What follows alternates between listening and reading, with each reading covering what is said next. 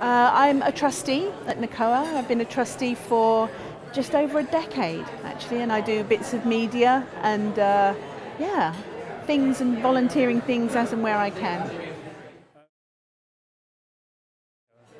My mother died on my 40th birthday. Well, it was either my 40th birthday or Mother's Day. So my 40th birthday was the Saturday, Mother's Day being the Sunday, and Mum was dead for a week before she was found. So that's why I'll never quite know which day it was. And it was a relief and a complete and utter mess to scoop everything up and try and make some sense of life again. And I found myself sat down in front of the computer, quite cross with what had gone on, but relieved with what had gone on. And I just put in child of alcoholic into Google, and ping, out popped Nacoa. And if I'm honest, I thought to myself, well, who the hell are you? Where have you been? Who is this?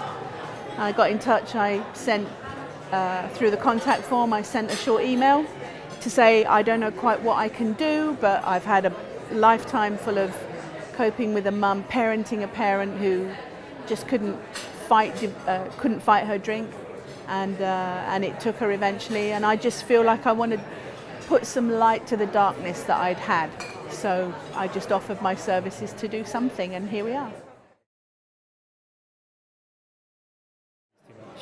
I would say that the work that Nacoa has done has become higher profile in the media, certainly over the last 3 to 4 years, and it's been I think a big progression, really, not just for us within the Nacoa family, because obviously we're switched on to what's going on in the media, but the ripples have kind of gone out further and further, and it seems as though it's not been quite the dirty word to say, oh, my parent was an alcohol dependent, you know, and it's just become a little bit more acceptable to be able to say. And also then it becomes easier to engage people in conversation. I think when I did the first Woman's Hour thing for Nacoa was 6 years ago, possibly 7, and that was remarkable. And then the one we did fairly recently, which then led on to a whole week where they focused on talking about alcohol. Look at what's changed. It is becoming okay to talk about it, and I think that's taken a massive lid off of a very dark topic and made it more